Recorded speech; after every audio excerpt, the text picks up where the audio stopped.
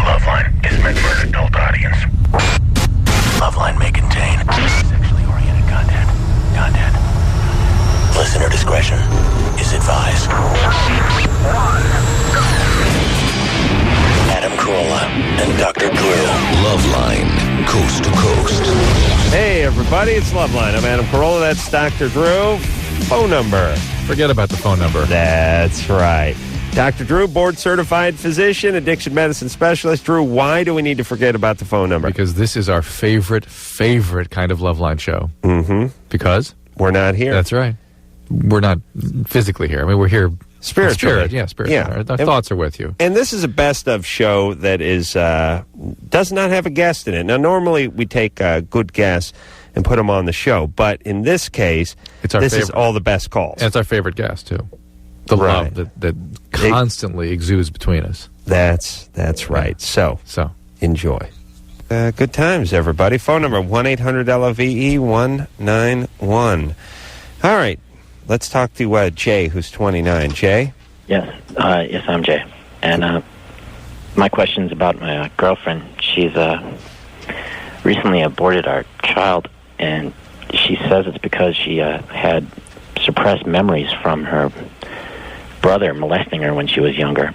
What does that have to do with aborting a child? She claimed that she thought that the child would be molested by her current son, who he's about 3. She was afraid that as they grew up, that eventually that would happen. It would repeat itself. Has that child been abused by an adult? No, the child's never been abused. No, I've helped her raise the child for 2 years. Well, she's just, Drew, there's nothing rational. And did you know, did she go out and get an abortion? I told her I didn't support that at all, and I told her I wanted to get married. Right. And she went out and got an abortion. She went out and got an abortion, and she said it was because she had these memories that came back all of a sudden. She didn't know where it came from, and at the same time, I knew this brother, and I've had Christmas dinner with him, and I took his kid out to trick or treat, and I can't believe it. And I think it's just because she doesn't want to be with me that she made this story up. Doesn't want to be with you? Well, because I got more serious when I heard that she was pregnant. And Drew, the way you worded that is like you were in love with Jay too, and you couldn't imagine anybody not being in love with Jay. It was more like you drop your wife and run away with Jay in a second. It was a little bit of how dare you? This poor woman is having these repressed memories, and you make it all about you. Well, I mean, the guy's a little bit angry and a little bit hurt about the fact that she aborted his child. So I'm with him on that one, Drew. And, Jay's probably not a psychology major. I mean, it's hard to read this guy.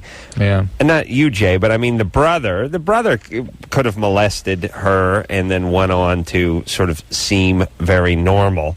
It's not like you get a windbreaker when you molest people that says, kiss me, I've molested. And if it really is a repressed memory, sometimes they can be confusing or distorted, and it can be sort of blamed on someone, and in fact, somebody else was the perpetrator. So. Any way you slice it, though, Jay, your girlfriend is a handful. Yeah. There's issues, big time. And I've gotten really involved because I've been with her for 2 years, and I've gotten really attached to her son, but I don't think I should just stay in the situation because I'm attached to her son. Well, I think you should. Well, frankly. Well, here's the thing, Jay. This woman is probably fairly chaotic. Your girlfriend, that is. But she wasn't before she got pregnant. Well, you just didn't see it. She has a son that you sort of raised as your own when the child was of 1 year of age. Yes, that's chaotic. Yeah, I mean, unless the guy died a hero in Desert Storm. No, he was never on the scene. Right. Okay, so that's chaos. That's not crazy chaos by today's standards, but when you have a 1-year-old and no daddy around, that's a little bit. There's a little energy there. There's a little something going on. Yeah. Then you come in and pick up the pieces, and she kind of pulls this one now. Now, somebody that, though, has she sort of had a-hole boyfriends all along until you? The last guy, the reason why she left him was that when she got pregnant, she found out that he had another girl pregnant, and that's why that didn't work out. All right, see, she's going for these a-holes up until now. Right. Well, and I wouldn't like to think that. Well, that's what happens is women that tend to go for those kinds of guys are acting something out. And when they get with a nice guy who's genuinely available, it freaks them out, and they inadvertently sabotage the relationship. All right, so Jay. I mean, I don't want to make it's all about me, but Jay, she kept the child from a man that was an a-hole, and then I tried to be the good guy. Here we go, Adam. Yeah, hey Drew, remember the speech I gave last night about all you crazy effed up goddamn broads?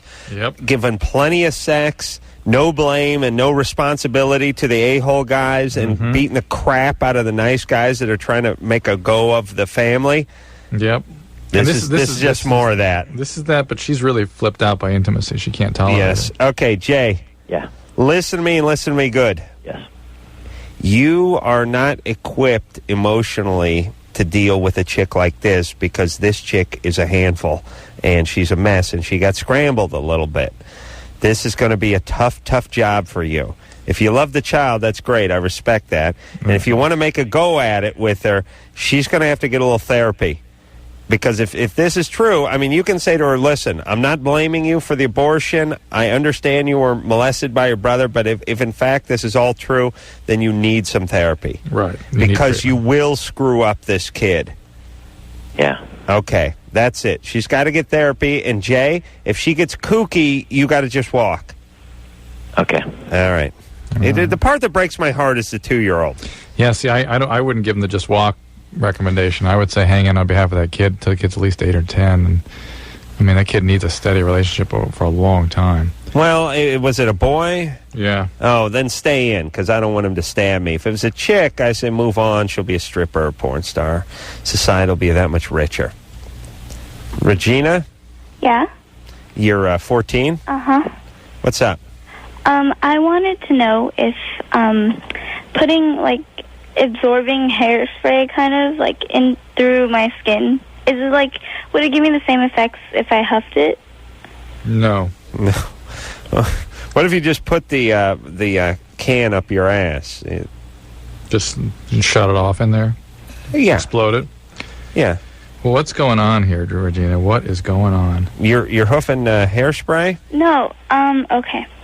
I've been cutting myself for about, like, a year. Mm-hmm. And, like, 2 weeks ago or something, I just, after I did it, I kind of rubbed hairspray into it. Mm-hmm.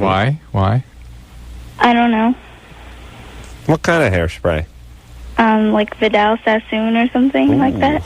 Yeah.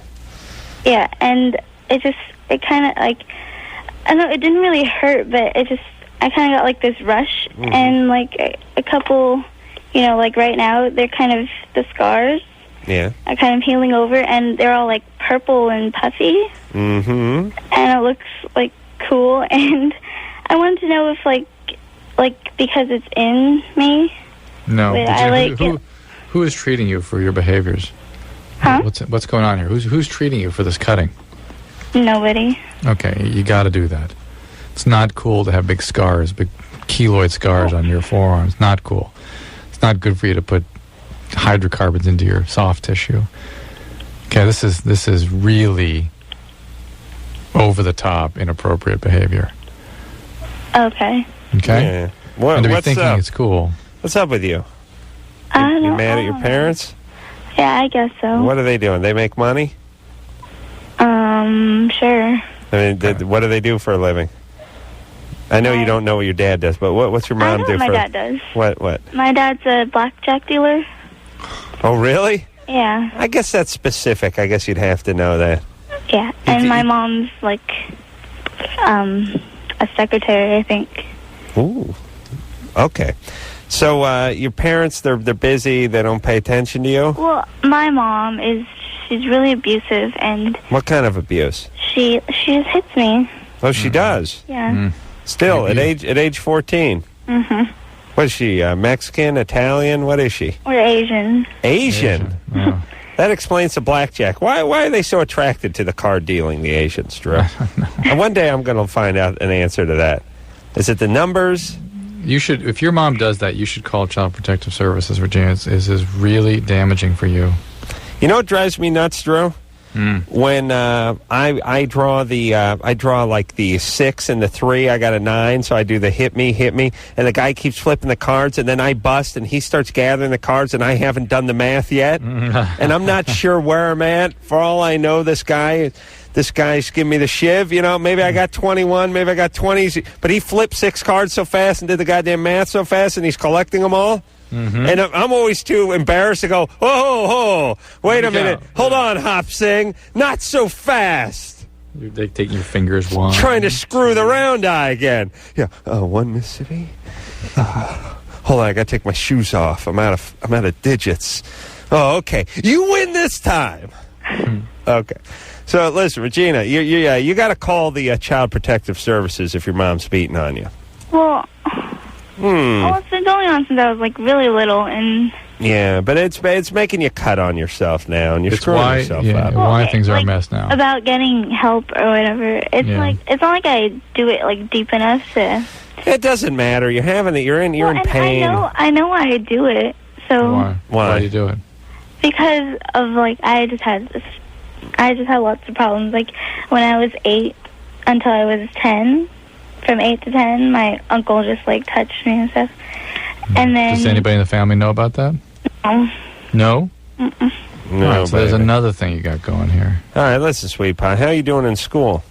I'm good in school, actually. You are? Yeah. See, that's that Asian gene. All right, listen, now, baby. You got to take care of yourself. Bad things have been done to you. I'm sorry to hear that, but that doesn't mean you're bad, and doesn't mean you should do bad things to you. You're a smart person. You sound a lot sharper than most our callers. You're doing good in school. You got to really get it together for the next few years, get through high school and go off to college and leave this mess far behind. And I know it's not going to be easy, but it's going to be that much harder if you're cutting on yourself and screwing with yourself. I mean, you have friends. Do you have things you like to do? Do you have interests? I mean, you got to focus hard on pursuing everything that's sort of positive and doesn't involve hurting you. And in the meantime, you got to talk to a counselor at school and throw yourself on their mercy. You really do, Regina. You know what was funny, Drew? Huh. You know how I don't like to stereotype. Oh, yeah, that's not you. That's not my style? Not your style. Oh, no. But you know how the stereotypes very rarely disappoint? Yeah. I played pool today with the woman they call the Black Widow. She's a very, very attractive Asian woman who was ranked number 1 in women's pool for many a year. She's still a young woman, and she's, I think, ranked number 4 now. Have you seen this woman? No. And I don't expect you have, Drew, because you've seen nothing ever. Right. If I said there's this round orb that comes out at night, it hovers over the midnight sky, we call it the moon. Have you seen this, Drew? No. No. Now you'd say, now I've seen the 76 ball. Is that what you're talking? No. This sometimes it's full, other times what they call crescent. I've heard talk of this moon, but I've never seen the right. Yeah. Sphere. Yeah. That's what I'm positive. If I brought that up some years ago, that would have been your response. But this woman is a attractive, long-legged Asian woman who dresses in black and shoots pool she's the best in the world. And she's kind of hot, and they call her the Black Widow. It's the kind of thing where you're flipping through the channels, you see it on ESPN2 late at night, and she's wearing her silky black outfit and beating the crap out of everybody. But still, the stereotype doesn't work. Asian woman, hustling pool, doesn't seem right. You know what I'm saying? So what happened? I said to her, I was a little bit confused, and but obviously she was ranked number 1 when she was 21 years old. And if you're going to be ranked number 1 in the world shooting pool, well, then it stands to reason you start playing at 7, right? Right. And you had a pool table in your house, yet that does not gel with the Asian stereotype at all. So I said to her, now, when did you start playing pool? And she said, I snuck out of the house and started playing at 18. And I was snuck 18. Out of the house. Yes. My parents made me play the piano for about 10. And I thought, yes. Violin for 3 years. It's all coming together now. Now this is perfect. Now, of course you didn't have a pool table in your house. Of course you had a piano in your house. Even though you're the number 1 female pool player in the world, because you're Asian, the stereotype trumps even the number one ranking, and you must have a piano in your house and not a pool table. Do you see how right the stereotype is? That it can almost never be foiled? That even someone who's number one at 21 didn't have a pool table because she was Asian? In 3 years, she became the best in the world? Apparently. Well, wow. I guess when you have a gift for something. But yes, but see, Drew, the stereotype trumps all. Trumps all. Every time. What Asian family has a pool table? But yet, how do you get around it? She must have had a pool table. She's number one. Nope, a piano. That's all you need to know. All right. All right. Yeah. And listen, people say all the time, stop stereotyping. But my thing is like, how do I get to the truth if I don't stereotype? I'll never know what's going on. Amanda. I would have been wrong and thought she had a pool table in her house growing up. You see, I would have been wrong if I didn't stereotype. I would have been wrong. I get to the truth if I don't. Yeah. Oh my God. You know what? You know what I'd like to do, Drew? Yeah. I would like to. One day, I would like to recreate everything I say in Italian. Recreate everything I say. And then I would like to play it next to some of Mussolini's speeches and see if it's close. I think a lot of it would sound close. What do you think? Absolutely. Okay. Hey, Amanda. Yeah? Turn down whatever you got to turn down or do whatever you got to do. Okay, it's down, it's off. Even in German, by Hitler, I'm sure it would be the same thing.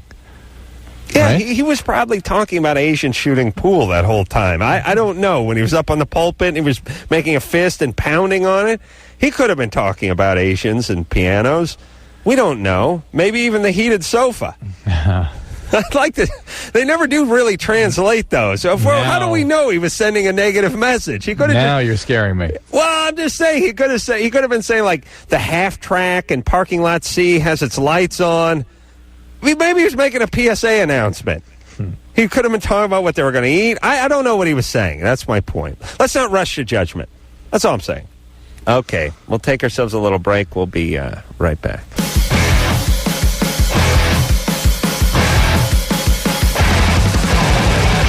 Hey, everybody, it's Loveline. I'm Adam Carolla. That is Dr. Drew over there. He's in Washington, D.C. And phone number 1-800-LOVE-191. I was just talking to phone screener Brian, and the Sherpas are from Tibet. Oh, Tibet, okay. Yeah, and I was saying Nepal, but then I know Mount Everest is in between Tibet. Maybe Nepal. Oh, Jesus Christ. Well, see, I'm not there to just pick up the dictionary and look it up. Yeah, what would you look up, though? I can go on the web and look it up. All right, genius. Look up, They don't got a computer Everest. where you are? I'll do it. Yeah, do that, would you? Yeah, but then you'll start yelling at me for not concentrating. Nah, go ahead. All right. Go ahead and do it now. You talk to Amanda in the meantime. Yeah, go ahead. Okay. Hello? Amanda, I say Mount Everest, 26,332 feet. Nope. Lucas, you're 14. What's up? Okay. My mom's been taking these pills, and I'm really worried about her. What pills?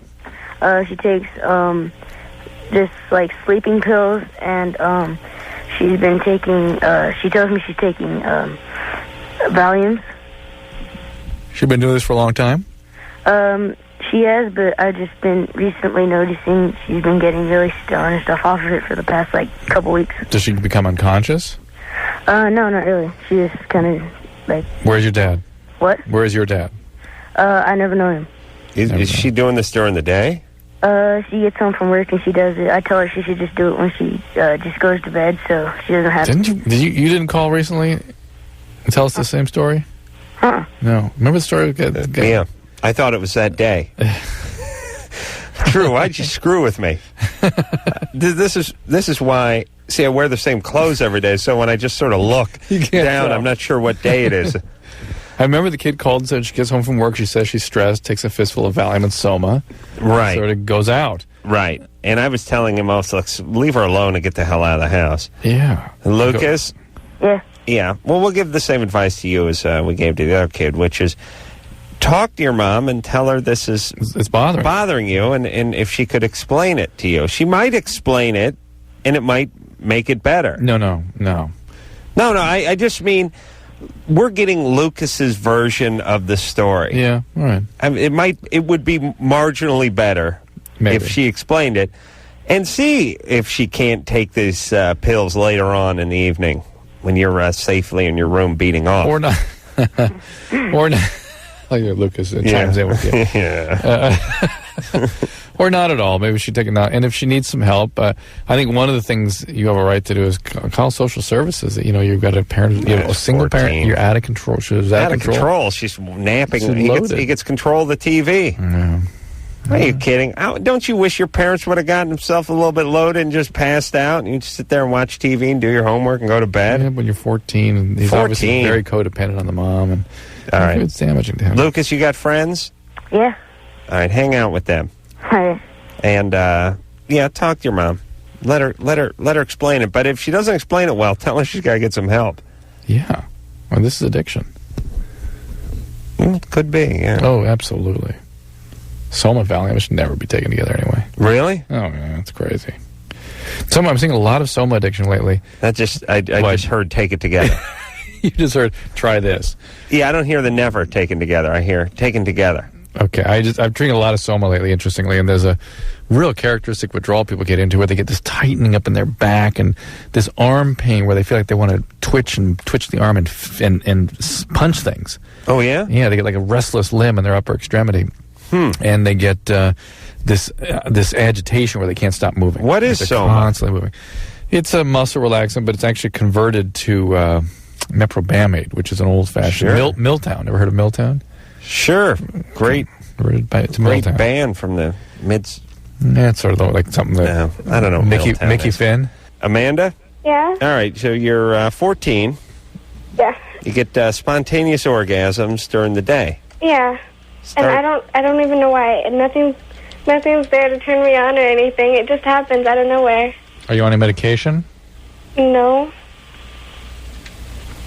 And does it... let's see. Do you know what an orgasm is? Have you ever had one with a guy? Yeah. You have? Yeah. 14 had an orgasm with a guy. Yeah.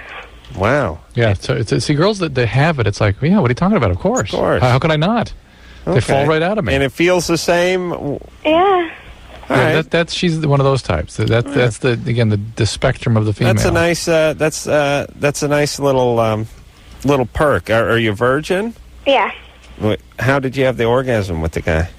Or he was just around during the time you had it when you were just standing around? No, we were just messing around.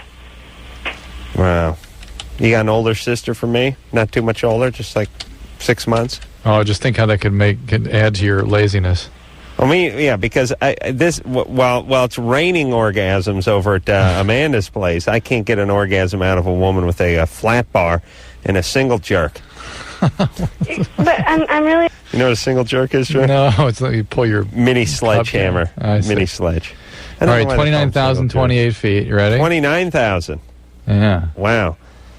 All right. Boy, that's a high peak. But you'll be happy to know it lies on the border between Nepal and Tibet. Good times. I'll tell you, me and phone screener Brian, what a team we would make, tooling around in his bench-seated, beat-up S10 pickup truck, drinking a sixer at the park, cruising chicks. Oh, yeah. Talking about trivia. Amanda? Yeah? Hey, baby. All right, so is she burping? She burped. You're all class. So you're everything falls out of her. You're having yourself an orgasm. That's Burps, fine. Orgasms, whatever. That's just you, baby. Is there anything wrong with me? No. Were you exercising or anything when it happened? No. Then you're fine. No, some women just have that capacity that they can just tighten the muscles down there and pow. All right. Others, we talked to somebody earlier this evening, she couldn't pry it out. No. Let's talk to, who are we talking to? Aaron. Aaron. Yes, sir. You're 22. Yes, sir. What's up? I've been in a relationship for about 2.5 years. About 6 months into the relationship, I don't know what happened, but I started not being able to get like an erection whenever I wanted to. Before that, I could get an erection like easy. Before, what did they do now? Tell me. They removed a testicle. Yeah, they removed the testicle and that. Why? When I was Why? 16. Why? Because I guess it got twisted and it was born with a piece of skin that attaches to your scrotum or whatever. Right, it's got a torsion. And so it twists and dies, basically. That's pretty painful, huh? Yeah, it's a long story. Well, tell people about it, because it's actually an important thing for people to know how to sort of recognize. Okay, well, I was sitting there with my cousin up in this bedroom watching TV, and it'd go away periodically. I mean, sometimes it would throb, then it would go away before that, and sometimes it would really hurt, and then it'd go away. But this time it just kept on hurting and hurting and hurting. I figured it'd go away if I shipped it or moved, because sometimes it'd go away if I did that. But this time my cousin thought I was being a dummy. I just started curling up on the floor, and then finally I figured, I got to go to the hospital. It just hurt so bad. But right. Now, there's nothing about the removal of that testy that should affect your... I'll tell you, Drew, Aaron should cut a PSA for this. Yeah, again, another just glorious, colorful images. Actually, I think it makes me perform better now. I mean, it used to anyways, but... but you're having trouble... Because I could go a little longer, I thought, but now I think it's me. Have I lost interest? I mean, because sometimes I can rejuvenate, what I'm saying, take a break. Right. And then after three, I can go for like 3 days perfectly normal. Then I'll just lose interest again. Maybe rejuvenate another 3 days and go again like normal. Hold on. That just seems odd to me. Yeah. You have one woman you're rejuvenating with, Aaron? Yes. Okay. Didn't sound thrilled about that. Yes. Yeah. Yes. Yeah. Are you in love? See, it's a thing too. I think I'm just losing interest. Yeah. Okay. All right. You don't sound like you're ready to break out into song about this young lady. Would that be like you had a caller earlier and who was kind of messed up and had this guy had a kid with her or something. And, right. Mm-hmm. Yeah, and she's a bipolar manic depressant, and she takes Escalist. Do you take any medications? No, I don't take anything. All right, so your old lady's a handful. Yeah, and I've been trying to, I loved her in the beginning, and I just wanted to help her out. I think that's why I've been here so long. Right. Well, how long? You're 22. How long you been with her? 2 years. 2 years, about 3 months. Okay. Well, and you got to be honest about this, and maybe does she have a kid? No, but she's a compulsive liar too. All right. Listen. And she said, "All right, that's enough." Listen, yeah, that's a problem. You don't need to talk to us to know you need to break up with someone. And Drew. Yeah. I know this. I feel this way, and whenever you feel something, it's like a food you really like, and when you realize that someone else doesn't like lasagna or outraged. cashews or something like that, you get pissed off. Yeah. That's the way I feel about relationships. Isn't it better to be alone than to be with a serious handful?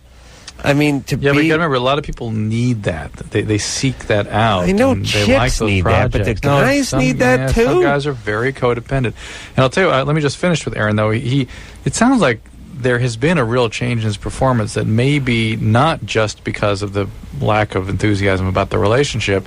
He ought to get checked out just in case there's something wrong with the testosterone production in that one remaining testing. Or maybe a thyroid problem or a prolactin screen tumor or something else affecting his overall biology. Yeah. A second. Hey, Drew, let me ask you a question. What? Both my my hands, the palms of my hands, right about the middle of the palm of my hands are producing tumors or lumps or something. Remember the one I had in my palm? Yep. These are in the middle of my hands. They're getting more pronounced, and they're right in the middle of the palm of my hand, and they're on both hands now. Well, let me look at it. Usually those are synovial cysts. What is that coming from? They're coming from the sheaths that surround the tendons that go out to your fingers. Yeah. Particular ones that cause your fingers to move forward, to flex. Really? Yeah, this is on the underside, and it's about an inch back from where my fingers attach to my palm. Yeah, and it moves when you open and close your fingers, right? I guess, not really. It feels like a little BB's under there, but it's on both hands now. Is it the fourth finger only? Let's see. No. One of them's in the middle, and the other one's off toward the pinky side. Well, you may be getting what are called Dupuytren's contractures. Well, yeah, that's what I thought initially. Old Dupuytren's has reared its ugly head, but why both hands and why sort of at the same time? Because that tends to be the way that develops. And at a certain age. Your dad have this? The sort of shortening is or I his don't fourth talk and to fifth, my dad. or his fourth and fifth fingers kind of contracted down a little bit? No. Yeah. No, is this a boxing thing, though? Not that I'm aware of. Why the palms of both hands, Well, though? let me look at it. All right, well, could you fly back tonight? I'm worried. Jesus Christ. Justin? Go ahead, Yeah. You're 13? Yeah. What's up there, buddy? Hey, I think you should do a publicity stunt. Yeah. It'd be awesome. Yeah. And I have a question for Drew. Mm-hmm.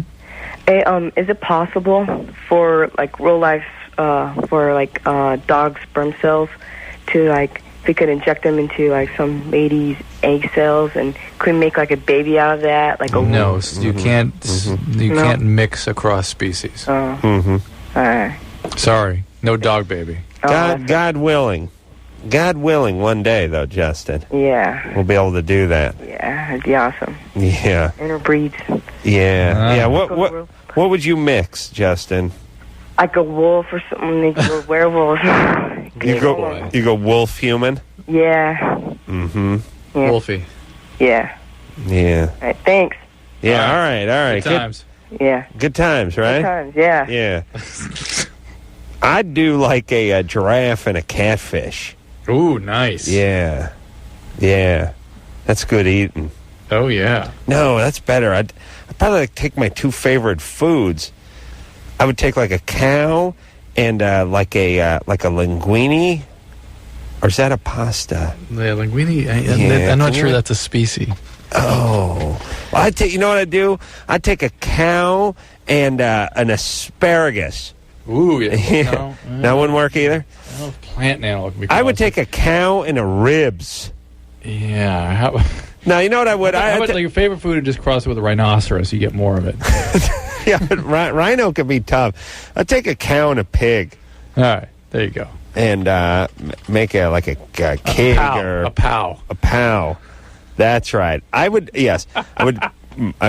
write this down, Drew. I'm writing it. Cow and pig and make a pow. And you'd have, 'cause sometimes you go out for ribs and you want the beef or you want the baby back pork, and you're like, I don't know, man. I don't know. And they're like, well, what's it going to be? And you're like, I mean, the baby backs are succulent, but the beef rib's so much bigger. And the guy starts yelling at you, and he's like, make a decision. He starts yelling, "Mow!" And you're like, I don't know. And this now, pow, pow. Give me the pow. Give me a half. Give me a large rack of the pow. That would be good. And listen, Drew, can't we do this now? I mean, well, we got the nectarine. Do you know what I mean? Yeah. I mean, that's like a peach and a plum or something, right? Yeah. Or tangerine and a peach. If we can make the nectarine, I don't think the nectarine existed 100 years ago. If we can make a nectarine, certainly we can make a pow. We made boysenberries out of, I don't know, blackberries and blueberries or something like that. Knott's did the boysenberry. Is that right? Yeah, not Knott's Berry Farm, Don Knott's. Oh, okay. Okay. No, Knott's Berry Farm did that. I'm just saying, whoever's listening, is some geneticist or something, start working on that pow. I could go for that. Eat them ribs. You just sit back and think about the pow while we take a break. All right.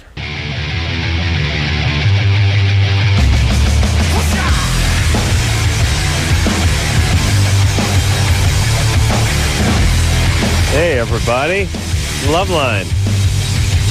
Hey, Drew. You. Just spent the last 10 minutes trying to hammer out what Knott's from Knott's Berry Farm invented. Decided he crossed the blackberry with the raspberry, creating the boysenberry. Oh, interesting. That's where we left off. I see. Well, I'll look it up on the web. You want me to? Yeah. There we go. Joe?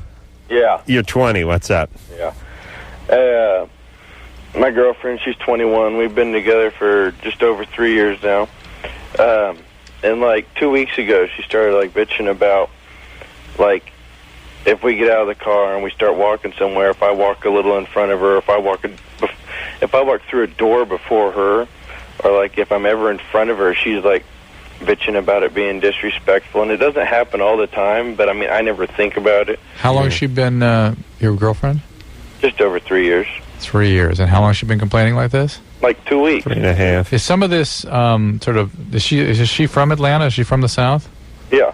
Is some of this sort of her expectation, of her upbringing, that women be treated a certain way? I don't know, but why the hell didn't it come out earlier than this?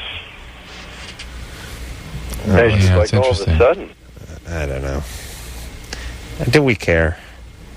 He's walking in front of her. She's angry about something. Yeah. She's everything you do, she's angry and irritable about. Now, either she's getting depressed about something, maybe she's on a new birth control pill, or having some medications affecting her, or something's going on in this relationship. Have a chat with her, not about who's walking through the door first, but about what's going on in general. Don't attack her. Just have a chat about it.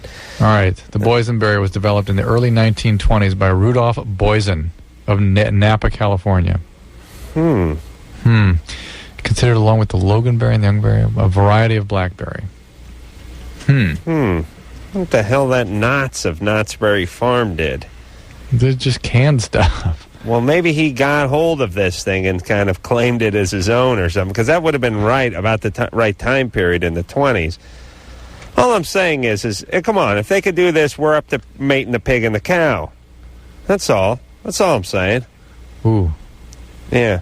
People's thing is like, we can't do that. We don't want to play God. But I say, if you can pull God off, do it. Hey, you want to take another call here, Drew? I'm still quickly going through the knots. All right, go ahead. I'll take a call. All right. Chris? Boysenberry pies. Donuts. Chris? Yeah. Yeah. You're 16. What's up? Huh? All right. Whoa. That's not about average. That's about an average caller. Oh. Tim? Yeah, how you guys doing? Good. You're 17. You want to know if Paxil's increasing your tolerance to opiates? Yeah. You take opiates for fun? Yeah. What kind of opiates do you take? Buena Park is well known as the home of the boysenberry. Wait a minute. This show's great. You know what this show's like? You know when you're a kid and you wanted to stay up longer, you thought you could like distract your parents by telling them to watch something or engage them or talk to them or something. This is what I do with Drew. I distract him so that I I really get Drew to prioritize by looking up who invented boysenberries while people are ODing on the other line. Buena Park has been well known as the home of the boysenberry, which was created by Rudolph Boysen and Walter Knott, together with blackberry, red raspberry, and loganberry. Now, Drew, doesn't this reinforce one more time that I'm never wrong? Never. About anything. It's kind of freaking me out, in fact. Yeah, even when you look something up and it doesn't have my guy's name on it, you got to find another source. Thank you. Woo! All right. And go back to the phones, man? Huh? You want to break away from this party long enough to help some kids? Yeah. All right, let's break away, and then we'll come back to the party, all right? Okay. Hey, Jimmy. Yeah. What up? 19, Jimmy. Yeah. Yeah. I've been dating a girl for about 5 months, and yeah, we've been having intercourse for about 4 months. Oh, yeah. But she's kind of got a problem. She has no feeling inside. Whoa. What do you mean, no feeling inside? Like, she's got not in her guts, man. She's got no emotion. Well, she said it just feels like pressure, and that's about it. I mean, as far as actual feeling in her vagina, I guess. Whoa. I mean, she has feeling on the outside. Yeah. Drew, do you have any feeling inside your vagina? Not much. No, I don't. I have almost none. And what is it you expect? Have you had a sex with someone else in the past? Yeah. And how did that go? Well, I mean, it went real good. Okay, so this is your second partner, right? No, third. Third. Yeah. And this one doesn't get aroused? Well, she does. That's the deal. She does. But she doesn't have a climax. Right. She can almost get to the breaking point, I guess. All right, well, most 19-year-old women do not have a climax during intercourse. The significant majority do not. Yeah. So there's nothing wrong with her. Do you understand that? Okay. So, I mean, What do I do? Well, Ace has the solution. Hold on. Tried everything. Man, you gotta give her the velvet buzzsaw, dude. That's my move, man. What? The velvet buzzsaw. Oh, I went down. I've done everything. Yeah, man. But you can't go down there with such a sense of urgency, man. You got to hang loose. You know what I'm saying, brother? It's time to give the cat and dog analogy. Huh? Okay, all right. I haven't given this one in a while. It's a good one. Yeah, I have many good ones, Drew. Yeah. I know. Mm-hmm. Okay. Too bad you can't remember them. For months, you put them. I know. Thank you. But everyone should write this down. Women are essentially cats, and men are dogs. And dogs like it very different than cats like it. And I don't mean sex. Everything. But I mean... life. You see a dog, what do? You grab it, you pull its ears, you knock it down, you get it in a headlock, you rub its belly. Pound on its side. And you pound on it. Yeah. It likes that. I mean, you can do this like tails wagging. You can do a thing where you make it. My friend Chris has himself a black lab that's about 30 pounds overweight. It's like a 110-pound dog, and it comes running up to the car, and its tail is so big and so fat and wagging so hard that it's hitting my car fender, and it sounds like someone's taking a hammer. It's just like bonk. It's reverberating through the car. Doink, doink, doink, doink. I thought like I blew a tire or something. Murphy. I take my knuckle. I put my knuckle right between Murphy's eyes on the bridge, and just start grinding it on it. Murphy starts pushing back with his head, and then I tackle him. He's into it. That's what dogs like. Yeah. Now, you try that on a cat. What do you get? Your ass scratched off. Yeah, you get detached retina. That's what you get. Tim. Yeah. You're on the Paxil. Right. And you're taking the drugs too. Right. So you should stop taking the drugs because you're already on the Paxil, which suggests that you have some problems and that you're trying to take care of those problems. And now you're kind of compounding those problems by getting into the drugs. Well, I've been into the drugs for a while. Okay. Has anybody treated your drug addiction? Nope. All right, well, that's why you're depressed. You're a drug addict. Right. Drug addicts are always depressed. Well, actually, I'm taking them for social and generalized anxiety disorders. Right, but none of that is... Any psychiatric symptoms you have when you're doing drugs are sort of uninterpretable. It doesn't matter. Anything under the sun can be happening when you're doing drugs. You've got to get the drug addiction treated. The rule of thumb is you wait at least 3 months to treat psychiatric symptoms until somebody's well engaged in treatment. All right, I want to talk to young Justin, who's from Oklahoma, 15. You can't get the balls to ask out an older girl at school. Well, she's not really older. She's like a couple months older than I am. She's one of the popular girls. Huh? Did you describe her to one of our phone screeners as older? She's in a higher grade than me. I see. All right. It kind of dawns on me that I'm kind of stupid for being in a lower grade than her, and I don't really want to ask her out because of it. What grade are you in? I'm going into 10th grade this year. Yeah, that's fine. You're 15. Yeah. All right. Well, here's the deal, Justin. Do you think you have a chance? Well, she kind of talks to me and whatnot, but...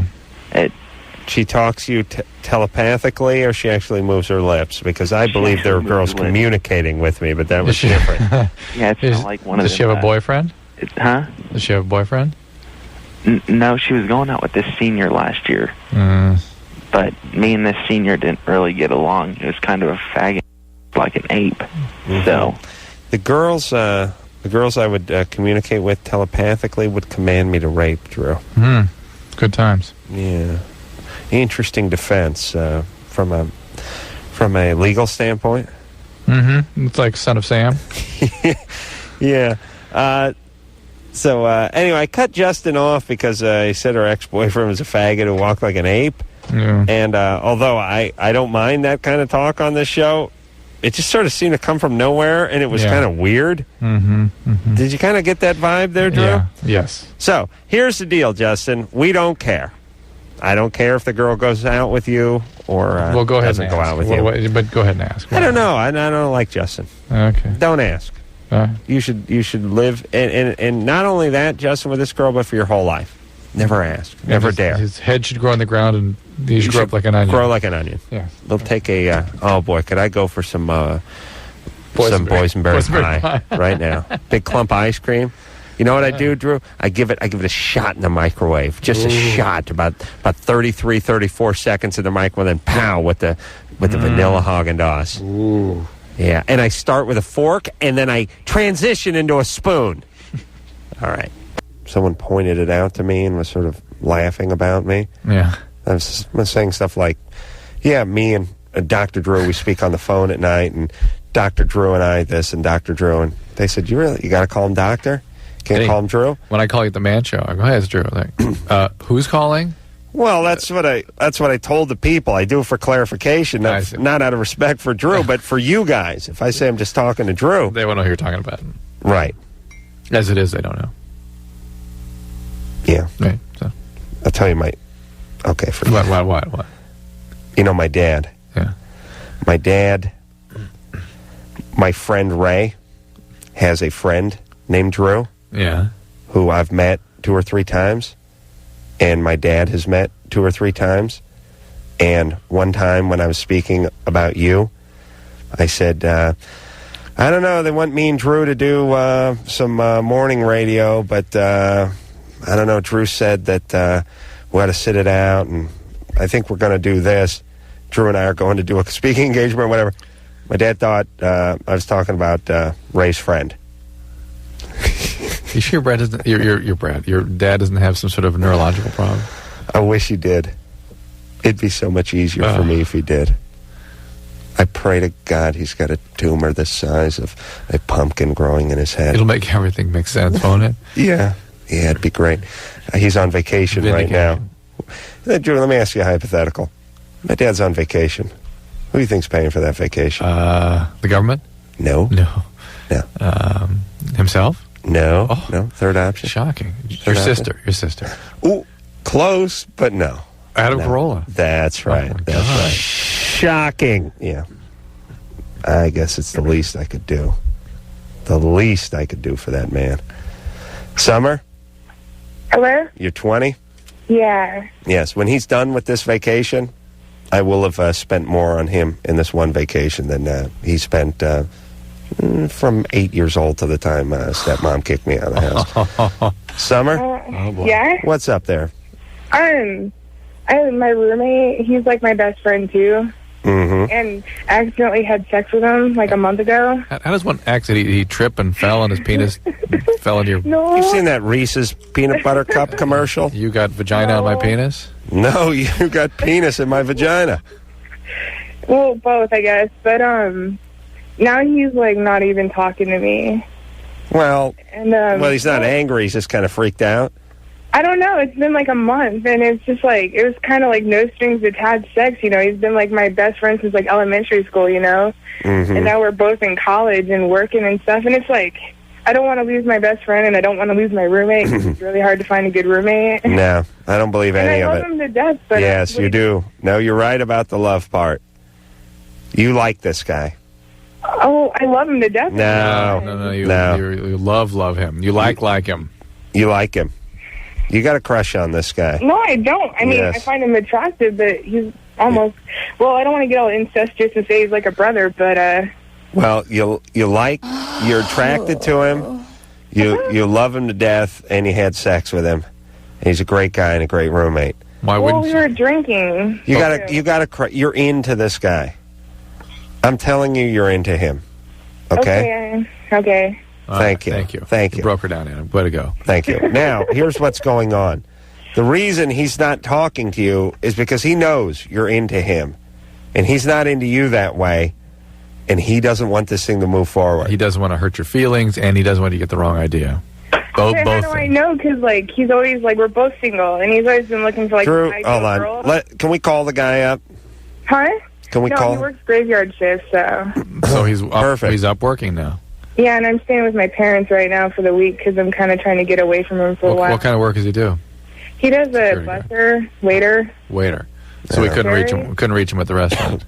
No. Does he work at a 24-hour place? Yeah. All right. Drew gave me the phone thing a couple of times, and I sort of ignored him. And the reason I did is because she's calling from D.C., and I figured it's 2 a.m. And Whoa, I'm not calling from D.C. Oh, you're Washington. Seattle. I'm sorry. Washington State. Same difference. Where does he work? At Sherry's. Jerry's. All right. Yeah. Oh, Jerry's, like Jerry's Deli? No, Sherry's. Oh, Sherry's. Oh, okay. And it's open 24 hours. Yeah. He could step aside for a break. No, I mean, he's going to be pissed at me if you guys call him because, he won't even talk to me. He's not going to go on radio and talk to me. I'm picturing us going down a long, gravelly road for nothing. Yeah, you're right. Thank you. All right. Well, look, Adam is absolutely correct. Great. The show's broken my spirit to the point where I won't even try anything. He's absolutely... He's absolutely... It's all right. Go ahead, Drew. Adam is absolutely correct. You're into this guy. He senses it. He is anxious about that. He does value your friendship. He is now trying to figure out a way to salvage the friendship, not hurt your feelings, and not get this thing moving forward. And you're pretending, and you're trying to convince everybody, including yourself, that you're only into this guy as a friend with, oh, no, he's great. No, all I want is BS. You're into him. I'm not pretending. I mean, I'm like a guy in the sense that, it's like sex is sex. There's no No, attached to it. please. It wasn't like, ooh, I love you. I just... How dare you attempt to squash my theory? How dare you? I know you better than you know yourself. I am telling you, you are into this guy. We're not even saying necessarily that the sex made that big a difference. No, you already were into You're him. into this guy, and he knows it, and he's a little freaked out by it, and you're trying to play it off like you're not, but in your heart you are, and he feels that energy, and that's where the problem is. But I don't have like this deep lying love for him. I don't. Well, why don't you leave? You know what? If you truly didn't, this wouldn't matter. Wouldn't any be a big deal? Yeah, this would be like, what's wrong with him? Because he's my best friend. No, then what are you BS. worried about? He'd still be his whacked out roommate, my buddy. He's your best friend. He's your buddy. You guys live together. What, are you scared you're not going to see him? What's he doing? Walking down the hall past you and not lifting his head up? Yeah. Why do women... We haven't gotten into this in a while, but women try to do this every once in a while. They try to act like a guy, and it just doesn't work. And when you start trying to break them down, you get little pieces. Yeah. Well, I am attracted to him. But he is a great guy. We have known each other. We live... No, but I'm so worried about the friendship. BS. Here's the thing about friendships. True friendships... They take care of themselves. The friends. The friendship. Yeah, friendships... It's like an outdoor cat. Yeah. Just hanging out. Right. It can take care of itself. That's absolutely right. It can be gone for a couple of days. It'll come back. Yeah. No big deal. Especially with guy. Now that's a guy friendship, though. Once in a while, it gets eaten by coyote. Bobcat in our case. Or bobcat, but yeah. But girl relationships need some service. Yeah, but they're not really friends. That's the whole thing. Like compatriots. They don't know it. Comrades. Yeah, barely that. Yeah, as soon as the revolution's over, they're going to be going at each other. They're just like Cubans. Oh, boy. You see what I'm saying? All right. Shauna? Yeah. You're 18? Yeah, I'm 18, and I'm going to New York University in about 2-3 days, actually. Fantastic. Oh, how exciting. Yeah. Yeah, and I've been in LA, like, all my life, so I was wondering if I could get your spiel, like, on New York. And our spiel? Yeah, you know, spiel. We love that city. Yeah. I mean, I wouldn't want to live there as an adult. But she's going to college there. It's almost not even living there, you know? I was about to get to that. But as an 18-year-old, it would have been a great experience and opportunity. Cool. Oh, yeah. I don't understand the guys in their 30s and 40s who want to live in the city. Manhattan. Yeah, that seems a little too much. Yeah, too much. Too much all the time. But we go there. How many days a year do you think we spend there in the last 6 years? We could average about 15, couple of weeks there every year, and it's always exciting, and it's a great town, and there's lots to do, and there's lots of interesting people. And you're coming from Long Beach, and Long Beach doesn't really have any personality except for gangbangers and troublemakers. And a race every year. Yeah, you're going from almost zero. And listen, don't anyone call up and try to defend Long Beach. I've been to Long Beach 1,000 times. It's a big, fat cultural zero. Lived there for the last 3 years. To a place. Anderson lives there. Anderson thinks it's great, so you know it sucks. Go Anderson. Oh, sorry. Oh, Shauna, I went to college in the East, and it's a little bit of a shock for California, just to prepare for that. The weather, it's so different, and you just prepare for how different it is. And don't leave pieces of your life back here. Get your life going out there. Establish yourself there. That's your life for the next 4 years, and make it that. No better age, no better time to go over there. So you're fine, baby. This is a golden opportunity. And we'll still be there. We're there in the middle of the night. you can still listen to Can you it. get K-Rock over there? No, well, it's on WNEW, right? Okay. I don't know. It's on. I think it's on. Our show's on at 11 over there. Yeah. Okay. I think. Okay. All right. So we'll be there. All right, great. All right, baby. Good times. Good All times. right, good time. All right. Actually, I'm going there next week. Yeah. Yeah. That was nice, Drew. Kimberly, Hello? you're 18? Yes, I am. What's up? I have, it's either a pimple or a cyst from my ear, like where my ear connects to my head. Behind? Like behind the ear? No, like, I guess where the earlobe connects to the head. So down, right, where, like right here, the crease where the earlobe. Yeah. All right. And I've had cysts before, Yeah. and so, I mean, but I've had also pimples like this before, so. Yeah, those are pretty nasty. Hot compresses in the meantime. Sometimes some antibiotics, ointment, What's a hot compress do? It increases the flow of inflammatory cells into and out of that area so they can clean up the debris, and bacteria don't like the hot. Yeah. So, I thought bacteria does like the hot. Really not. Well, Some put it do. this way. Well, why do you boil things and autoclave things? And Yeah. Well, it doesn't like extreme hot, but certainly there's more crap under the garbage can in the summer than there is in the winter. More crap. Well, you know what here's what I'm saying. That's stuff that's stewing, though. That's that's what I'm organic saying. material cooking. That's what I'm saying. It's like during the summer, it's like one big crock pot outside. Nice. Big old stuff growing and hanging and jumping and moving and squirming. How come we have not had a very, very positive reaction to the recent weather, you and I? We have weather. I know, it's nice. We should, Drew. We normally flip out. We're so happy when this weather hits. I can't. I'm not reacting to it the normal way for some reason. You're jaded, man. No, you know I don't trust it. I'm waiting for the heat to come. It's going to happen. Well, I'll tell you, they give you the 5-day forecast, but I don't listen. You know why? Because I live my life a quarter mile at a time. You know what I'm saying? Yeah, I got it. Right. I'm not sure how many days in advance a quarter mile is, but I'm guessing it's just maybe just a few minutes, actually. See what I'm saying, man? I see. So I live my life. Nathan? Yes. You're 21? Yes. What's up?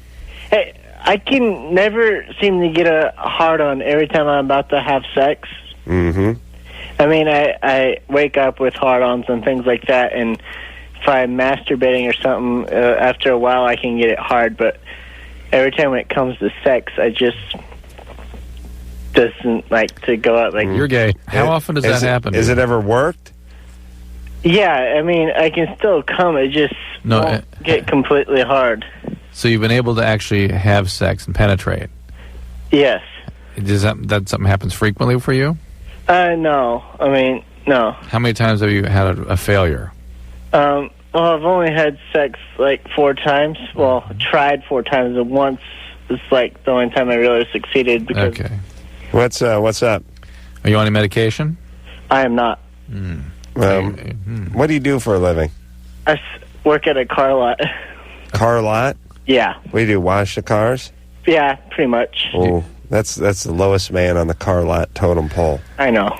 Do you have any medical problems? I do not. That's gotta suck. And you're in Phoenix? Oh my God! Oh, is it an indoor car lot? No, it's outside. Oh, you're just walking around, 122 degrees. Yeah, it's not fun. Just being baked by the sun and waiting to die.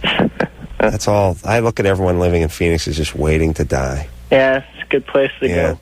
Tucson, I look to die, Adam. Tucson, I look is already dead. Phoenix is waiting to die.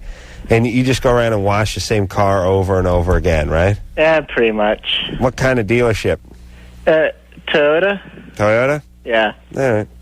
Yeah, it's not Hyundai. It's not Mercedes. You're right in the middle there, buddy. Uh-huh. Right where you belong at this age. All right, is anything wrong with you physically? No, I mean, no. I've been, like, healthy my whole life. Did he say he had how do you look? How do I look? Yeah, you nice looking guy? Yeah.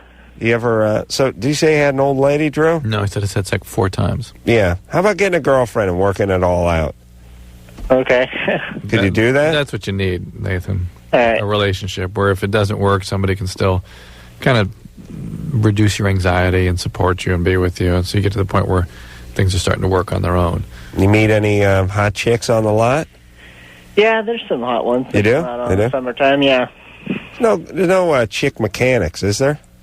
What's that? Any chick mechanics that you work with? No. No, and if so, they probably wouldn't be all that good looking. No, I know. Did you see Gone in 60 Seconds? Yeah, I did. Yeah. I had Angelina Jolie as like Wheels. She worked on Ferraris. Really, the biggest lie that movies ever tell is that hot chicks do anything, especially with cars. Angelina Jolie works on cars. First off, you'll never find a chick who works on cars, and if you do, she looks worse than the car. You know, I was thinking about that. She weighs more, I should say. The preferences for kinds of interest that boys and girls have, males and females have. I was thinking about, for some reason, I was thinking about the human body and how if I bring up anything about blood or inside the human body or anything coming out of the human body, when my wife and daughter are eating, they're like, oh my God, I can't finish my meal now. And while the boys, they go from intrigued, interested, always on the verge of funny. You know what I mean? What's inside the body, what comes out by, it's always interesting, it's always almost funny or overtly funny. Right. And for a woman, it's disgusting or can't be discussed. Yeah. Isn't that interesting? Does your wife, she ever turn a wrench? Does she know anything about cars? She does more around the house than I do. I know, but that's because you're gay. But no decent-looking chick knows anything about cars. And let's face it. Hey, we always worry. They worry in movies about smokers, people who sort of being bad role models. I say making Angelina Jolie a Ferrari mechanic is a very bad and unrealistic role model for not only girls but boys. You think you're going to find one of them? Oh, you see, the boys are going to go into mechanics so they can relate to one of those girls? Super. I'm just saying that we expect through watching movies that super hot chicks know something, have a skill. If it's a James Bond movie, they're physicists. If it's a Nick Cage movie. And by the way, has Nick Cage, has something happened to him? Do you think he has a brain tumor? Yes. I mean, has the last 8 movies he's done just been basically gay porn? Essentially gay porn? What happened to Nick Cage? What's going on? I don't know. Gone in 60 Seconds? Scientology. Oh, Scientology. That's right. I thought it was John Woo's fault. John Woo. John Woo, what a genius. One of the greatest gay porn directors of our time. Broken Arrow, Gone in 60 Seconds. Did he do Gone in 60 Seconds? No, but Wind Talkers. Wind Talkers. Did he do Con Air? Face Off. Oh, Face Off. Whoa. Gay, porn. Yeah, that's a great movie, that Face Off. We just take John Travolta's face and we put on Nick Cage's face, you see? And then it's confusing to everybody. I see. Yeah. Apparently it had 5 endings. I left after the third one. I couldn't take any more endings. I just left after the third. What do you mean ending. it had 5 endings? It just kept ending. It just kept being another ending and then another one, and I left. I really wish that the American public wasn't so goddamn stupid and would just say that movies like that just suck royal ass. You know people who like those? Stupid people. They like cake. Yeah. Yeah. It's the people that like American Cars, thick crust pizza, and cake. They like movies like Face Off and Broken Arrow and Con Air. There's something kind of pure and innocent about all those things. Yeah. Naive. That's right. Oh, what the hell's Nick Cage doing? But anyway, what was I saying? Hot chicks, they know nothing. And if you watch these movies, you think they know something. You watch any Bond movie, watch any Nick Cage movie, there's a hot chick who has a skill, doesn't exist. Oh, of course it exists. I've never known a super hot chick that really knew anything. Physicians and college professors. No. And business analysts. Never seen it. There's attractive women who do stuff. Even that's surprising. You find a woman who's attractive, and it's like, what? You're a physician? Or even you're a podiatrist, you're an attorney. Oh, you're like a good 7.5, 8. What are you doing? You must have been ugly in college. I mean, that's surprising, but you don't see Angelina Jolie. Well, let me explain what Angelina Jolie does. What Angelina Jolie does. That's how you know what the truth is. She plays mechanics. But in real life, what does she do? Acts. That's right. We'll take ourselves a little break. We'll be right back. Hey, everybody. Drew. Me and Drew are having a career-oriented conversation right before the mics heat up, before the beginning of the show. Then, of course, really what this show, I look at this show as an interruption between Drew and my conversation. Yeah. Drew and I would meet here every night at 10 o'clock to have a discussion until midnight and then speak on the cell phone on the way home. But then there's these little sections of the show that jump in, intervene, and interrupt our conversation. Such a pain. But Drew, during the commercial break, when you would assume we would finish our conversation, goes into the next room, does a little glad-handing, then stands around and looks at some pictures for a couple of minutes. Then as the music starts playing that's alerting him that the show's starting, comes walking back in to sit in the studio, and as the mic's heating up, finishes the conversation we were having. Actually, so what do you think about that? Then just finish it, reinitiate. Reinitiates the conversation. If I finished it, it'd be fine. Yeah. So it's like, Drew, how many seconds would you say I would have had to respond to? 12. Oh, no. You had a good 12. 12? Well, maybe 8. You want me to tell you what 12 seconds feels like? Maybe. It's going to be bad radio. Ready? Go. 5. 5 seconds. Okay. So you gave me 5 seconds to continue the conversation we were having before the mics heated up. There you go. Hey, Jerry? Yeah. All right. What's up? Okay. I've known this girl for about 3 weeks, right? Mm-hmm. And I let her drive my car. Now, she's only 14 and she got pulled over. And she got a ticket. And anyway, she's not living with her parents because she's from Oregon. And she came down here to live because I guess the parents are abusive or something. And so when that ends up happening is now the guardian's real pissed at me. Because you let her drive your car? Yeah. What kind of car do you have? A Dodge Neon. Neon. Sweet. Yeah. It gets me places. Oh, and in Denver, too. It can really work that snow. Yeah. That's a great... it's transportation. It gets you from point A to point not getting laid and back. Yeah. Yeah. That's why I had to let her drive it. What's the question here? Anyway, he's real mad at me. He's banned me from going over to their house. What's the question? Is there any... is there like a way I could get in good with him now? Or have you tried to meet him and get to know him a little bit? Well, I was talking to her today, and she said that would probably just hurt things more. Not necessarily. I mean, she's someone undoubtedly likes a good bit of drama, right? And so the advice she's going to give you is going to add, put fuel to the flames. I think trying to de-escalate things by going and meeting him, talking to him, apologizing, being contrite. You know what that word means? Yeah. Like, I don't know what it means. Nice, I kind of sweet. I just get it there. All right. Yeah, I've written a letter actually, but I was gonna send it to him. But go see him. Go see him. How about letting a little time pass? That's okay too, but he's not going to be able to see her in the meantime. You know what I mean? This guy's really pissed, and but you can't. Oh, there's no school or anything. Then she doesn't get out of the house. You can't meet her somewhere. I think they're grounded now. All right. I still say let it cool off a little. And by the way, this girl is going to be a hell of a handful for him. Oh yeah. Abusive parents, now under custody of a guardian, moved out of the area. Oh boy. People have no real grasp on what that is. No, well, not at that. At 16. No. Could I have convinced you what that meant? No. Even now, it's hard. People, when you see a person who seems nice, looks nice, people see what they want to see in someone. Listen, I tell you, I was at a maximum security prison 3 weeks ago, wanting to smuggle these guys out of here in my rectum. Right. It's like, hey, this sweetheart of a guy is playing the guitar, wearing some nice reading glasses. Seems nice. Yeah. 3 people. Whatever the folks did in there, they weren't getting out, and they weren't getting out ever. What's the point? I was thinking about something today about how you nail people's jobs so clearly. Yes. I don't know what brought it up, but I thought, I wonder if there are sort of features, sort of constitutional, biological, psychological features that, attract us to certain jobs or let us tolerate certain jobs? Well, yeah. I mean, how do you pick up forklift driver? Oh, well, that's just stupid.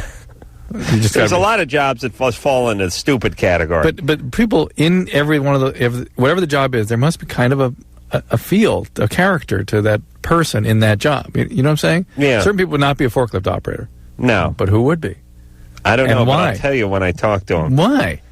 I don't know how I know that, but I mean, I'm not right all the time. I just get a vibe every once in a while. Once in a while, I catch a guy who's working in a batting cage or something. It's like a crazy vibe that goes through But to me, that means there's a pattern there. And what is that? It's my genius is what it is. Aside from your That's genius what you in should identifying, study my I've studied your genius for many years. I can't quite climb to those you're heights. not looking hard enough. That's right. I can't climb to those heights, so I have to make more mundane observations of my own. I don't know. I can always tell, you can tell when you're talking to cops because they sort of sound like criminals. And there's certain jobs where you just sort of tell who you're talking to. John? Hey, how you doing? 53 years old. How are you? Wow. What's up?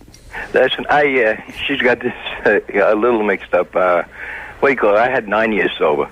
9 years. Fantastic. And, I fell in love with a girl. What a doll. And I had picked up after 9 years. And picked up using again? Yeah. What's the drug? Alcohol. And we tried to get back together, and I put 2 years together, and I went to a couple of rehabs and this and that. She went through torture. Is she sober?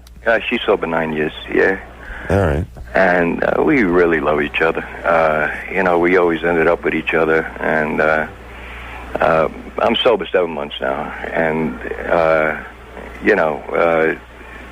what happens to her? She puts a Band-Aid on the grieving, between me and her, and she's always come up to me and told me, I love you, I'll miss you, I'll never ever be able to live without you, but I can't live with you with active addiction. All right, so now you're sober. And it's really, that's right on the money. All right, now you're sober, so what's happening? And, I miss her. What can we do to help? Well, I don't want to lose her. All right, where is she now? She's with another guy. Oh, well. Looks like a troll. It's too late, John. This is part of the consequences of your disease. She is with someone else. Yeah. That's it. I have this gut feeling that she's going to come back. Well, that's fine if you want to cling to that, but the fact is you got to focus on your sobriety. You shouldn't be engaging in anything new this year anyway. Right. Let your sobriety take hold, work it hard, and... what do you mean new? Any new, but this would be a reinitiate. Don't make any change. You don't make change in that first year. You don't end relationships. Don't start new ones. Don't reinitiate old ones. Even if it's warming over some old tang. Even if it's warming over some old tang. Yes, that's in fact the words that ran across my mind. Is that in the book? It's in the book. Yeah, Bill W. would have said that. Yeah, don't warm over old tang. The first 12 months of sobriety. So, but here's the thing too, John. You have a gut feeling she's going to come back. Fine. Either way, whether she comes back or not, you got to be sober. And the reality is she has to be part of your disease, a big part of it. She's not getting better, and I suspect she's probably found another alcoholic or addict to sort of work on. And now the reason she is gone is the fact you are actually getting better probably this time. But John, don't build her up too much. You focus on getting sober, right? And then we'll see if your gut, which I'm guessing is sizable. We'll see if that gut is right or not. Well, she doesn't want you as a using addict. She doesn't want you as a sober one either. Nick? Yeah. You're 16? Hey. Bisexual? Yeah. Mm-hmm. I'm just, afraid to tell my family about it. Mm-hmm. Because I'm afraid, what they say or what they'll think about me. Well, why don't you wait till you're away at college or can support yourself by yourself and then tell them? You go to college, I'll tell your folks. How about it? Yeah. Yeah? My mom, we've had conversations about it before, just off, random conversation. How do those go down? How do those get started? Well, I don't, we'd be watching TV or something, and, there'd be gay people on it, or, bisexuals on it, and we'd just get on the subject, and then... So let me stop you there. Bisexuals aren't portrayed on TV very often. Yeah. In fact, I can't think of a single... No, but you know why? Bisexuals are like mulattoes. They're no good to TV. They're not black. They're not white. But plenty of gay people on TV. They're not gay. They're not straight. It's no good for TV. It's no good when you're creating a drama or even a comedy. There's nothing there. You're not one. You're not the other. Mm-hmm. Half of something is no good. It could create a little drama or chaos. But anyway, the point is you were actually watching homosexuals on TV, right? Yeah. Okay, and that created some discussion about sexual orientation. Yeah. I'll tell you, I saw a documentary, and I don't know if you've ever seen homosexuals in their natural habitat. No. Oh, my God. Was this the primate feces thing? Crazy. They were at a place called Oil Can Harry's. Mm-hmm. They were dancing to like a native ritual song. I think it was done by the village people. There was they had a glory hole in the conga line. It was eye-opening, Drew. Eye-opening. Nice. So, Nick. Yeah. Have you ever been with a guy? No. I haven't. No. But, Well, I mean, like, I'm attracted to them. Are you? Strongly. Have you been with a girl? You're gay. Yeah. Drew, please. You've been with a girl? Yes. And you enjoy women as well? Oh, yeah. And you sure? I mean, you're attracted to guys, yet you've never been with one. Why don't you think you've been with one if you're so attracted to Well, one? I mean, I'm just starting high school this year. Mm-hmm. And, I mean, there was, like, a lot of people, like, don't open up, like, around, like, their peers and stuff, because they're, like, afraid of, like... Yeah. Yeah. Right, which is realistic. And by the way, you're starting high school at 16? Yeah, I'll be a sophomore. All right. And freshmen are still junior high in my school. When was your birthday? 86. No, what month? November. So you're a year behind? Are you 16 now? I'll be 16 in a couple days. Oh. Okay. I mean, in November, I'm sorry. Okay. That's what screwed everything up for us. The screen says 16. Yeah. We thought you were going to be 17, and that would have been terribly old to start high school. Yeah. All right there, buddy boy. Look, don't get into it with your parents. Okay. I know people have this sort of truth is for all nonsense BS, but they don't need to know. The only time it's we not find even really their right to know. The only time we find people standing up at the dinner table under the age of 18 to talk about their sexual orientation is when they have a score to settle. They're angry. Mm-hmm. That's it. That's the only time that happens. Yeah. Otherwise, adolescents don't talk to their parents about their heterosexual experiences either. Look, I don't think you should talk to your parents after your 15th birthday. Something I've always stuck by, and I'm on a roll now. Oh, I mean, you've made it since you were 15? 23 years. Nice. 23 years. Yeah, I don't know, Drew. What did you talk to your parents about? I mean, you must have just had endless conversations about college and grades, right? Yes. Is that all you guys talked about? Yes. Your dad saying you could do a little bit better in trig. I don't really remember, but yeah. Okay. Really? Is your dad, like Drew's dad was a doctor, did your dad give you all kinds of doctorisms about what it's going to be like and you're going to have to? No. None of that stuff? Not that I recall, no. He wasn't that kind of guy? No. But they did talk to you about getting your grades in order? Yeah. And they'd say to you stuff like, how's this going, or what's this going, or have you applied here, or what about that? Yeah. Those kind of discussions. And that's probably the bulk of your discussions? Yeah. That and traveling places? No, we didn't travel. You didn't travel, but what about discussion of travel? Sure, lots of that. Lots of that? And family members you can give a rat's ass about? Lots of discussion about that. Mm-hmm. Mm-hmm. Yeah. I spend the bulk of my time talking to my family about people that they know, that I don't know. Yeah. That's the Mandels. Trudy and Jules. Trudy went to Spain. Did they ever ask you that? Trudy does pottery. She's quite gifted. Yeah, that's great. Here, let me just ask you a question. You think the Mandels sit around and discuss my potential as an artist? I'm not so sure they do. Do they have kids, any of these people? Yeah. Those kids were great to hang around? Oh, Jesus, I know they're listening. We hung around. First off, you grow up. I grew up with a bunch of people I thought were my aunts, my uncles, and stuff like that. I have no relation to these people at all. They just think it's their friends. Yes, like your grandparents' friends, your parents' friends. Thank God my parents were such colossal dorks that they had almost zero social life and zero friends. I mean, my mom had a couple of like crazy, whacked out hippie nut jobs that flew around the house like buzzards circling a dead yak out in the Serengeti once in a while, but that was about it. Now, my grandparents are the ones that had all these kooky friends. Did they have kids? The Mandels had Rico, Renee, and Mimi. Here's the great thing about those relations. I'm sure a lot of time and energy was put into discussing whether you enjoyed spending time with those kids. Yes, and I didn't. They were all like big husky kids that we had nothing. Here, let me give you an idea of nice enough people. But let me give you the idea. Let me give you an idea of the kid who was my age. His name was Rene. A, his name was Rene. B, he was a violinist. Ooh. He now plays with the LA Chamber Orchestra. Was he the guy that's on the side of the building Yes. in downtown Los Angeles? Yes. He is that big in real life, too. He was when he was in the 6th grade. He was that big. And number 3, when he's not playing the concert violin, he's boning up on his French. Oh, boy. Okay, now I'm 11. Trying to master and my English. whole thing is, my whole goal to life is to ride a wheelie one whole block on my dirt bike and see who I can kill with a dirt clod. Yes, yes. That's all I want to do in life. And this guy's boning up on French and playing the fiddle. Okay?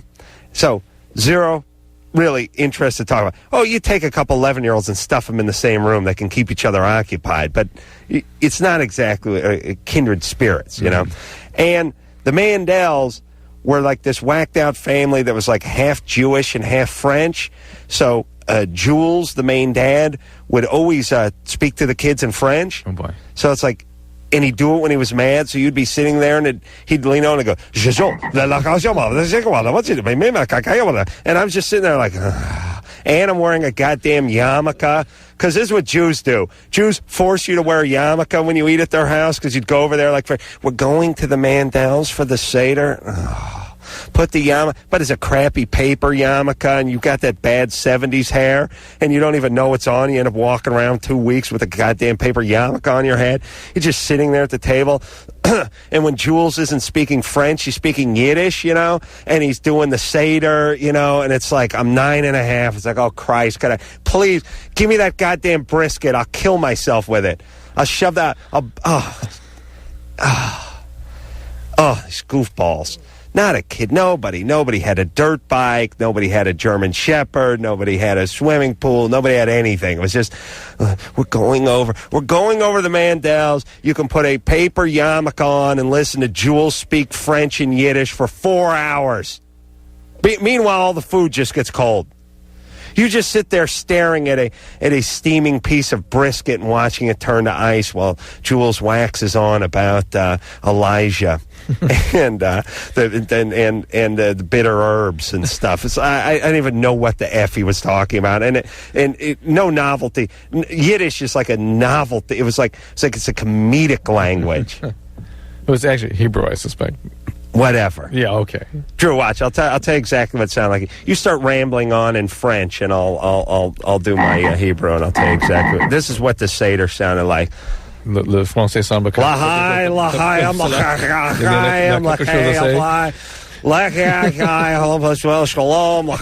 That's what it sounded like. Just sitting there for 4 hours. This was my childhood. All right, let's take a little break. I promise to take more calls when we come back.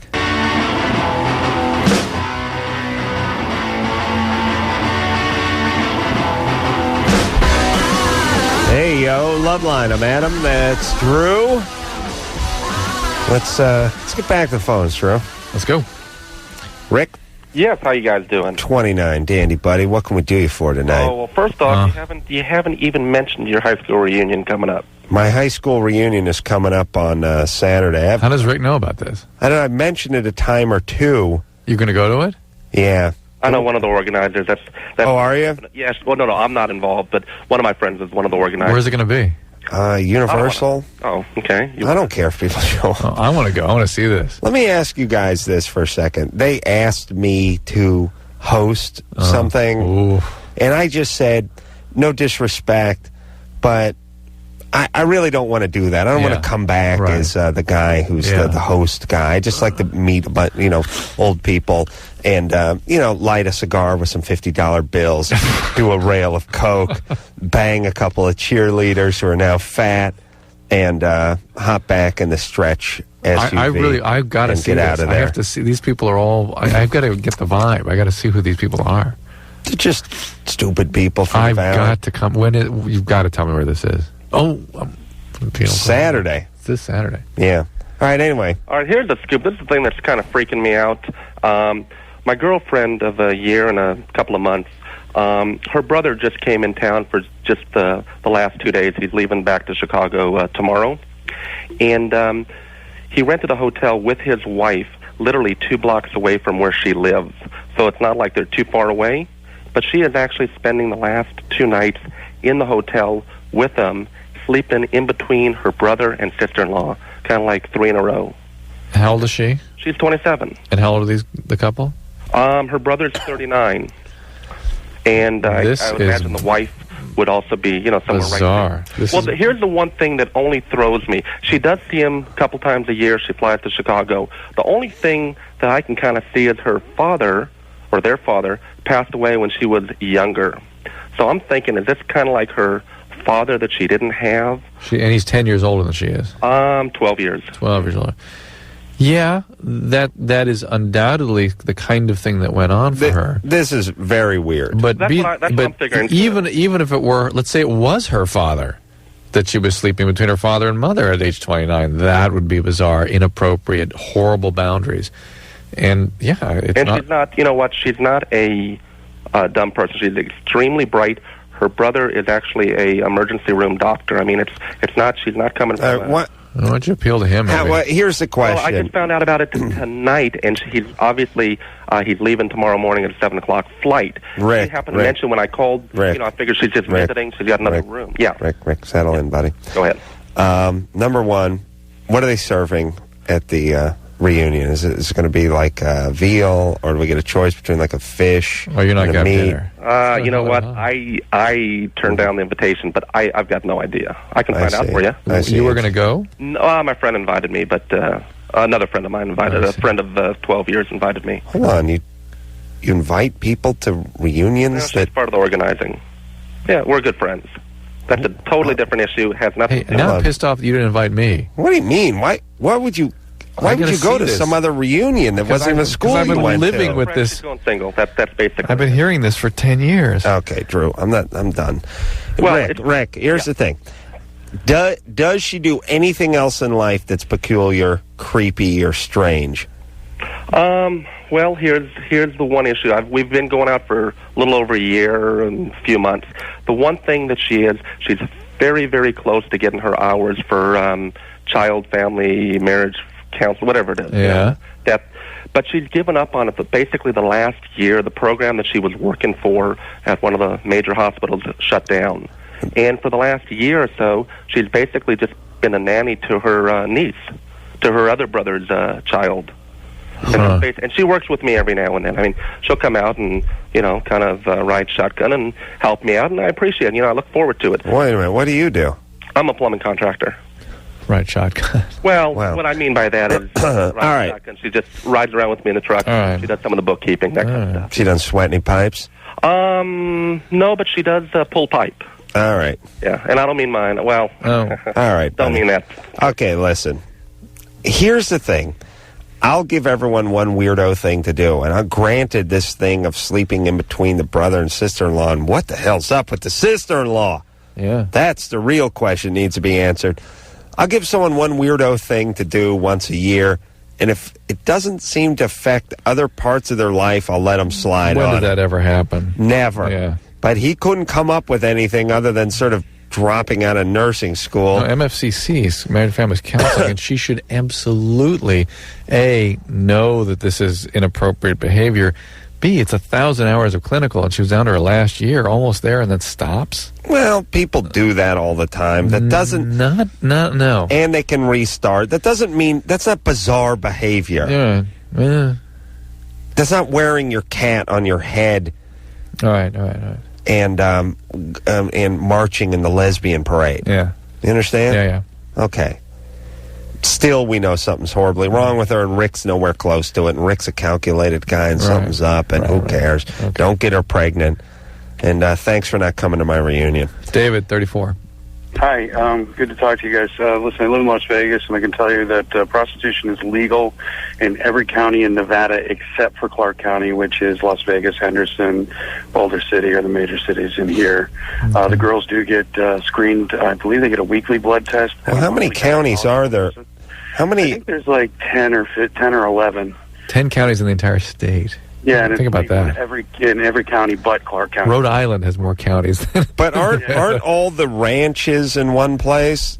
No, they're spread out. There's some, like you mentioned, Pahrump, which is probably the closest one to Las Vegas. But there's brothels and whorehouses all the way up and down, like in Ely and all the other counties. As a matter of fact, the largest one in the state of Nevada, which was the Mustang Ranch outside of Reno, was actually operated by the federal government for a number of years to pay back the back taxes the owner never paid. Wow. All right. That's beautiful. Yeah, it's nice. David, we got a few seconds left here. What's going on? I'm a single father. I have a 6-year-old daughter, and I was wondering, when is it going to be okay to introduce her to somebody I'm dating? When you really believe they're going to be around for a while. Okay. That's otherwise I would not involve her in those relationships. I haven't yet, but I haven't really found anybody I've been very serious about. And she will, it would be very helpful to her to have some female relationships that are, again... My in-laws, my wife's parents, have been very involved in her life since the day she was born. Right. The people... My wife's cousin moved in with us while she's going to college, so she does have a lot of female. All right, that's what's important. Don't involve her in your relationships till they're going to be a part of her life permanently. All right, we'll be back. Oh man, that was good. That was a great show, Drew. It really feels satisfying to help the kids this way. I'm just thinking cranberries. Yep.